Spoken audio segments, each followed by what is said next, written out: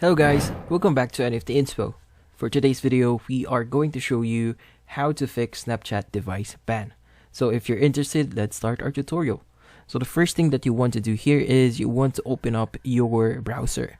So just open up any browser that you have on your phone and just type in fix Snapchat locked in google.com. So once you've done that, just go to the first link that you'll see for Snapchat.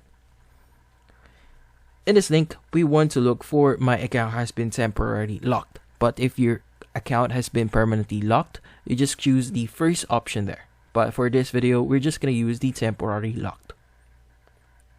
From here, you want to click on the contact our support team here. And you'll be redirected to a new page that's going to ask a few details about your account. So here, you need to choose what can we help you with. So they have different options there.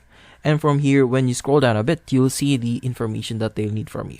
So you need your username, your email, your mobile number, and description of the problem. In the description section, you just need to include the description on why your account has been locked or your account or device has been banned. And here, just click on the submit button at the bottom section of your screen, and that should send your request on Snapchat support.